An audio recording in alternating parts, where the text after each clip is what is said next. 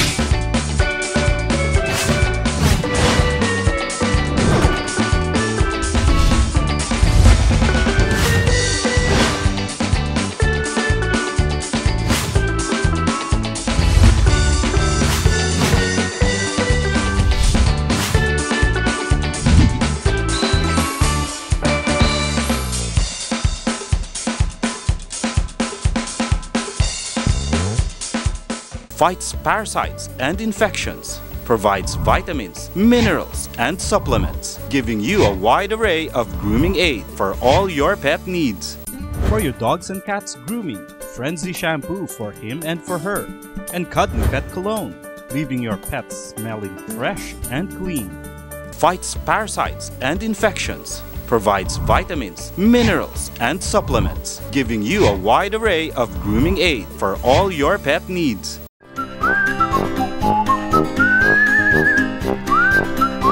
Leron-leron sinta, ito po ang programa na sadyang patungkol sa agrikultura, sa paghahayupan at sa pagsasaka, at marami pa kaming inihandang trivia. Alam ko pa mga ka-agri na talaga namang nag-enjoy kayo nung nakaraang linggo.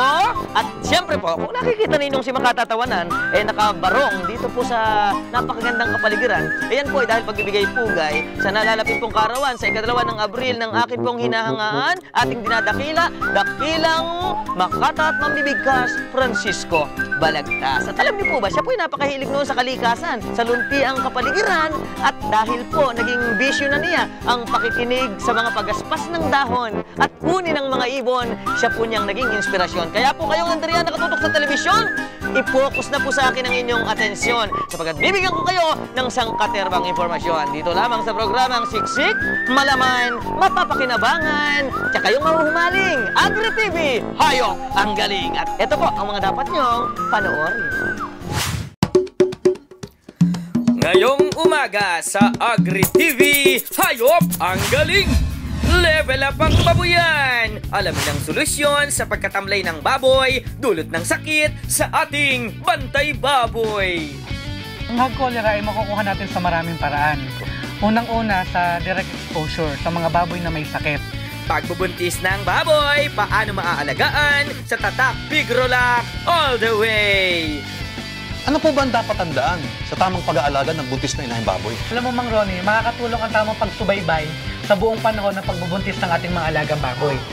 Tamang grooming sa pet nating aso, ibibigay ng Happy Pets!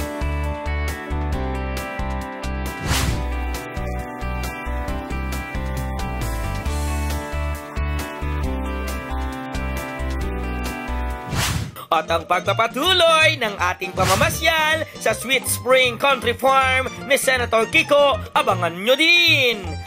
Ito yung irok. Ano po ibig sabihin ng irok? Yung irok, yung irok, yan yung kaong. Ah! Yung kaong yung medyo matigas-tigas. Pa-oblong naman ng... Oblong na parang kumain ka ng eraser. Di ba yung lahat? Oo, ganun na nga po.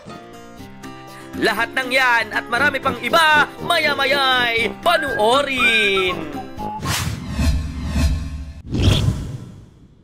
This portion is brought to you by Univet. Patuloy pa rin po ang aking panunuyo sa mga kaagri natin, malapit man o malayo. At narito na po ang aking mga makabuluhang payo. Pagbantay baboy, yan pa rin po ang ating misyon para mabawasan ang inyong konsumisyon. Nung nakaraang linggo po sa ating unang episode, tinalakay po natin ang bisa ng Major D na siya pong pumapatay ng mga mikrobyo, lalong-lalo na po sa mga kulungan ng ating mga alaga para po sila ay maiiwas natin sa mga sakit. At hindi pa po dyan nagtatapos ang ating pagprotekta sapagkat ito po ang karagdagang pang impormasyon na inyong makikita.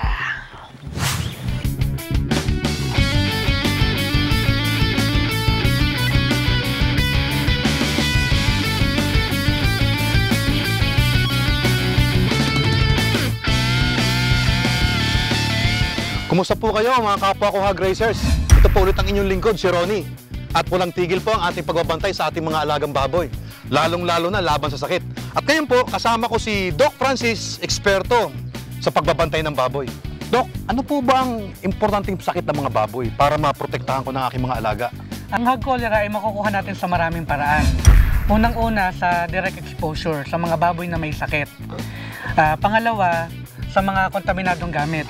At maaari din makuha ito sa mga kaning baboy na pinapakain natin sa ating mga alaga.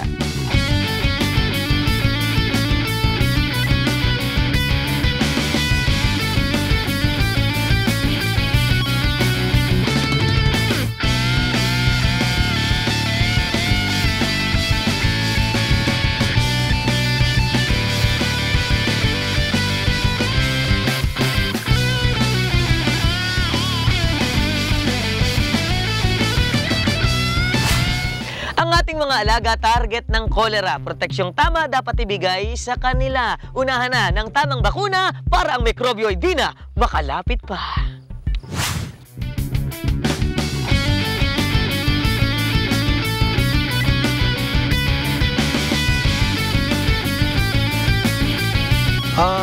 Doc, nagbibigay naman ako ng bakuna sa hog cholera eh. Chinese strain MLV. Okay ba yun, Doc? Alam mo, Mang Ronnie, ang kadalasang laman ng mga bakuna sa hog cholera ay Chinese strain MLB. Ito ay nagbibigay lamang ng maiksing proteksyon at kalimitan ay nagkakalagnat pa ang ating mga alagang baboy. Kaya naman, ang bakuna na mayroong antiviral strain ang ating inirekomenda, kagaya ng Coglapest. Kumpara sa Chinese strain, ito ay nagbibigay ng mataas na antas ng proteksyon at maliit ang tsansa na magkalagnat ang ating mga alagang baboy.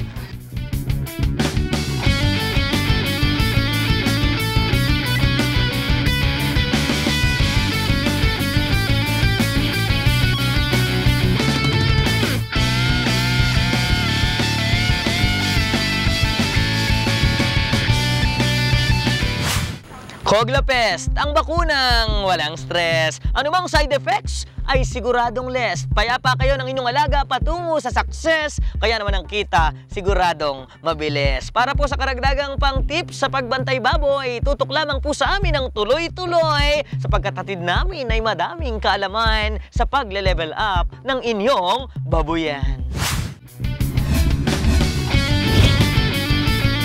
This portion was brought to you by Univet.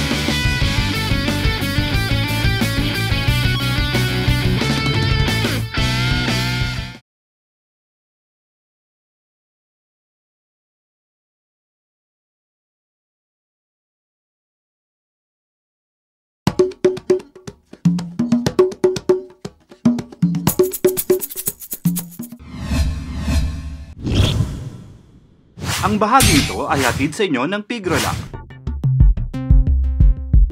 Muli po ako nagbabalik at ang payo ko po ngayon ay lubha pa rin kapanapanabik tungkol po sa mga inahing baboy at sa alaga nitong biik. Ito nga po muli si Makata na talaga namang inyong kasamahan sa pag-level up ng inyong babuyan.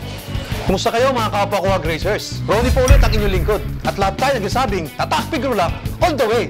At para sa inahing buntis na baboy, Mama Pro Developer.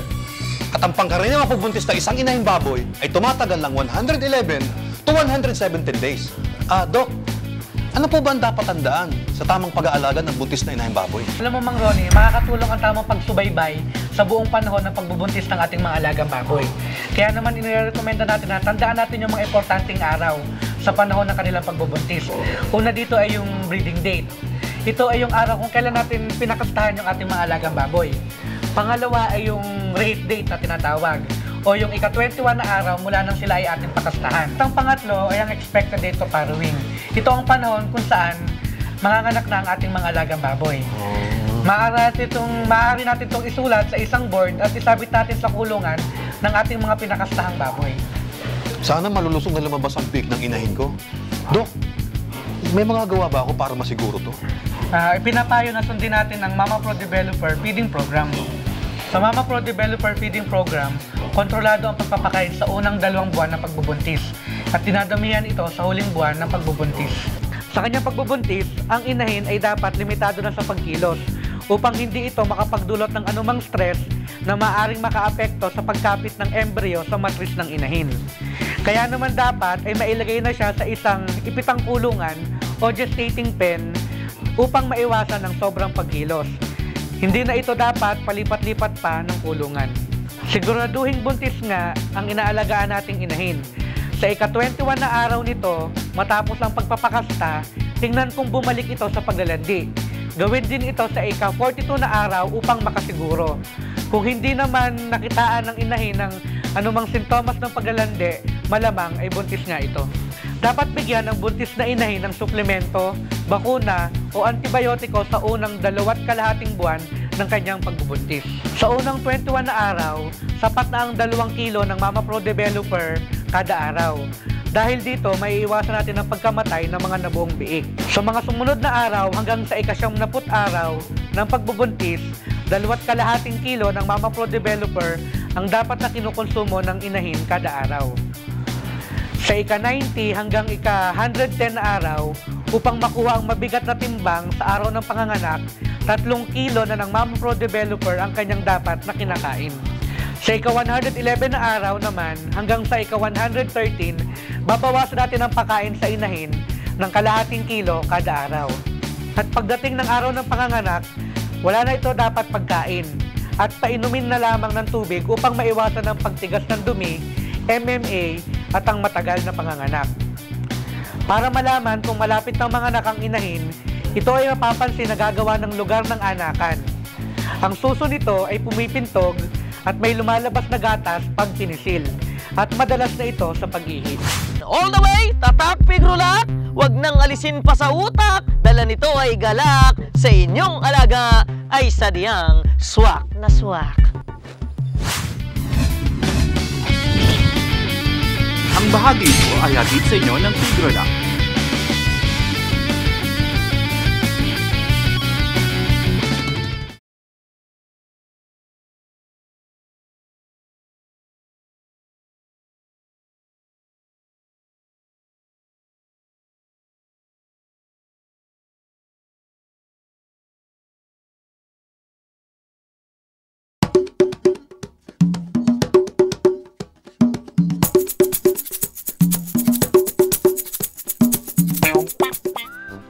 Sa una nating episode sa Sweet Spring Country Farm ni Senator Kiko sa Alfonso, Cavite, nagbahagi ang senador sa kahalagahan ng mga magsasaka.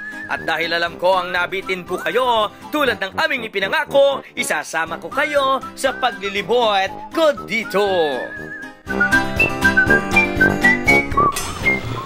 Mabuhay! Si Makata pa rin po ang inyong nasilay at syempre po ang pag-uusapan naman natin ngayon ay tungkol po sa gulay at si Senator Kiko pa rin yung kaalaman ang magbibigay. Ito po yan. Ang lawak talaga nito. Mukha lang malawak pero ito less than 3 eh. Pero 163 steps to. Ang taas! Senator, may shortcut po ba mamaya paakyat?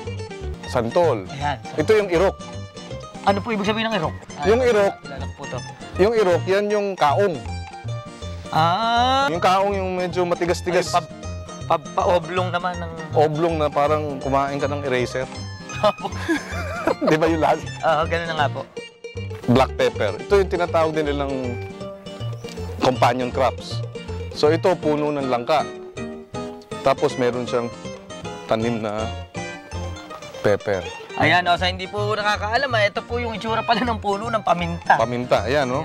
Eh, this is, matagal na ito. Siguro, Ang life ata ng paminta, anywhere between 20 to 25, 30 years eh. So dito, dalawa, isang lugar, pero dalawa ani.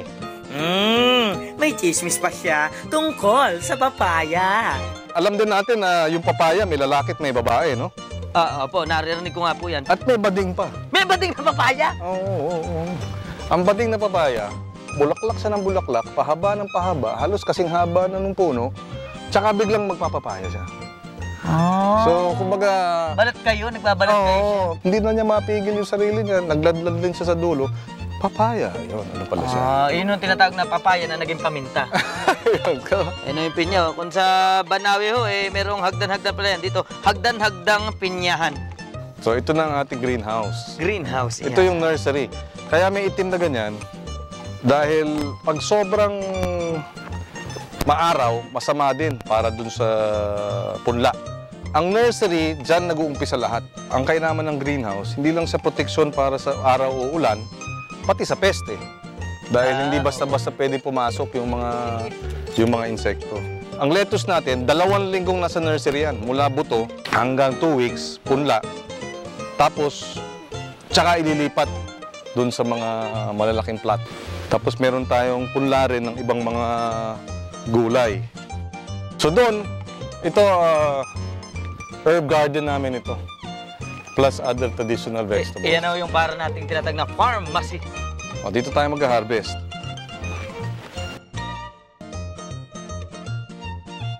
Clean ano siya.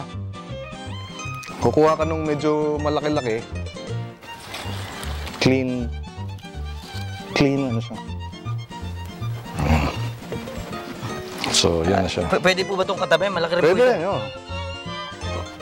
Ayan. Yung hindi ayaw Sige na, kuha ka na. Ayan ah. Kasi ang ginamit mo ata yung hindi matalim na lo. Kaya pala. Ito, yan. Ayan, sige po. Pero baliktarin mo na, ha? Sige po. Sige, hawakan ko. Yan. Hindi, tinetesting ko lang po, Senator, kung napapansin niyo yung mga kamalian. Ako yun. Ayan. So pagka, alibawa ito, so na-harvest mo, kikiluhin nila. Tapos tatanggalin yung mga, ito naman, hindi mo lang pwedeng bigay sa, di ba? Opo. Yan yung mga reject. Ipalo sa akin yung bibigyan ko. I-reject to, yan ang kinakain nung baboy. Native pigs doon. So meron din, yan.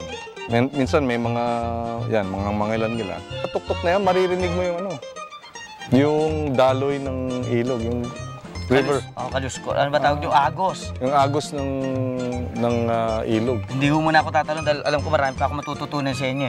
Lalo na nga po dito sa ganda po ng lupain ninyo, Senator. Alam niyo, natutuwa ako na may isang taong katulad ninyo na na-meet ko. At siyempre nga po, alam niyo, kahit kayo abogado, senador, profesor, nagawa pa rin po ninyong gawin yung mga gawain ng isang magbubukid, magsasaka, para magbigay aral din. Kaya kasi, Senator, kaya Senator, ang layo ho ng narating nyo Kaya habulin ko na kayo. Iwan na. Sa susunod na linggo, may burkey na, may bacon pa. Pakikilala ko kayo sa mga hayop dito. Ayun ang mga kaagre, patunay yun na pag-aalaga nitong sisiw sisiw lang talaga. Oo.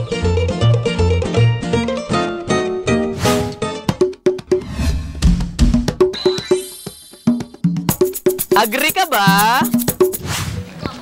O pag-ibig na makapangyarihan, pag pumasok sa puso ni Numan, hahamakin ang lahat, masunod ka lamang. Ay, malaplorante at laur ang mga taong nagmamahalan. Ang mga hayop kaya, nai-inlove din. Pero kung ang definition nyo ng love ay stick to one only, abay marami talagang hayop pagdating dyan. Ang ibig ko sabihin ay marami talagang hayop ang nagpa-practice nito, hindi lamang mga tao. Nandiriyan ang Largibbon, Mute Swan, California Mouse, Sandhill Crane, at Wave Albatross. Marami pang iba. At syempre po sila ay tinaguri ang perfect husband and wife na talaga namang nagpa-partner for life. Sweet! Pero may kaso din po na ang isang tao ay na-inlove sa hayop. Yan po ay ang sikat na inventor na si Nikola Tesla, kung saan siya ay umibig sa isang kalapati. I love that pigeon as a man loves a woman. And she loved me. As long as I had her, there was a purpose in my life. Yan po ang sabi niya, ang pag-ibig nga naman talaga. Agree ka ba?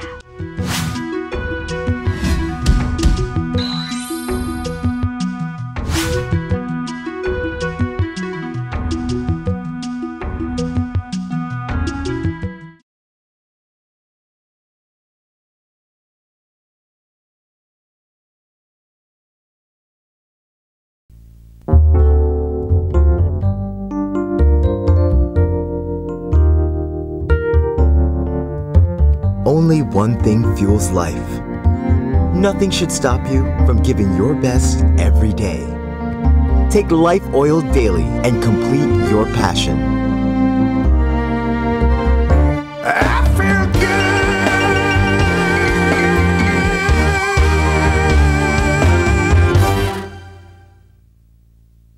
Fights parasites and infections. Provides vitamins, minerals, and supplements, giving you a wide array of grooming aid for all your pet needs. For your dogs and cats grooming, Frenzy shampoo for him and for her, and Cuddly Pet Cologne, leaving your pets smelling fresh and clean. Fights parasites and infections. Provides vitamins, minerals, and supplements, giving you a wide array of grooming aid for all your pet needs.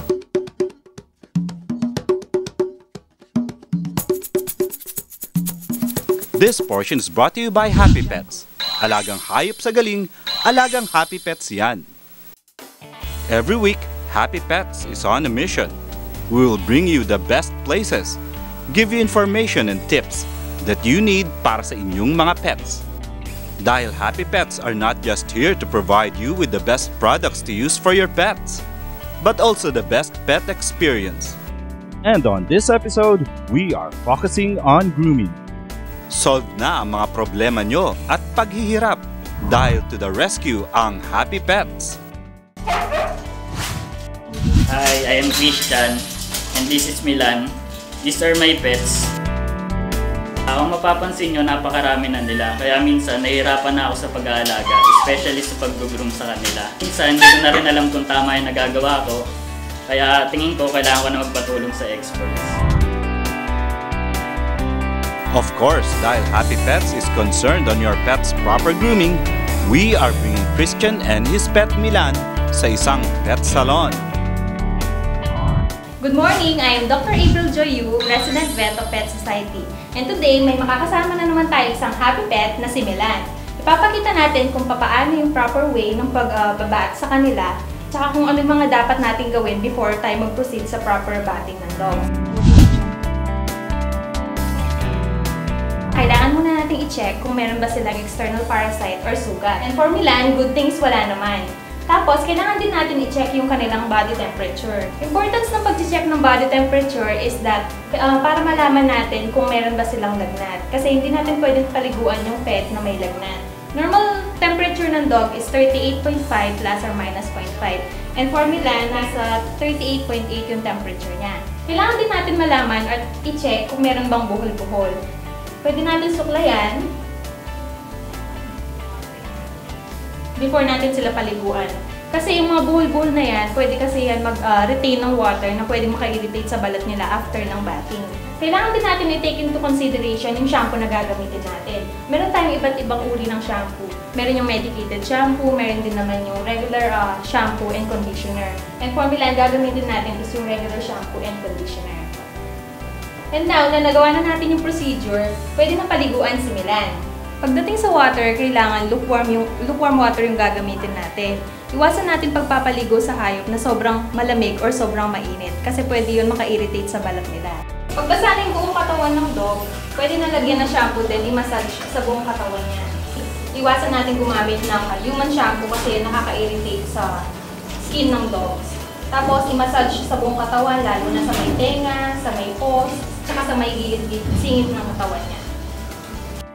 Sa pagpapaligo ng dogs, nire-recommend na at least once a week is napapaliguan sila.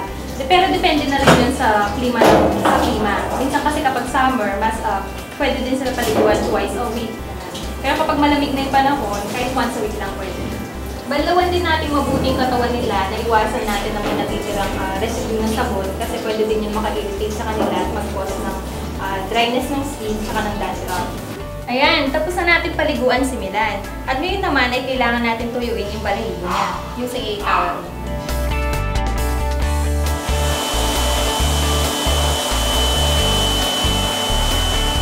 At para mapatuyo natin maigi yung balahibo nila, pwede tayong gumamit ng blow dryer na mababa yung temperature. Iwasan natin gumamit yung mga dryer na masyadong mataas yung temperature kagaya ng hair dryer. Pagkatapos natin siya mapatuyo, kailangan natin suklayin yung balahibo niya para hindi magkabuhol-buhol. Pwede tayong gumamit ng cologne, which is hypoallergenic din. Pero iwasan na din natin yung pag-spray na masyadong malapit sa hair.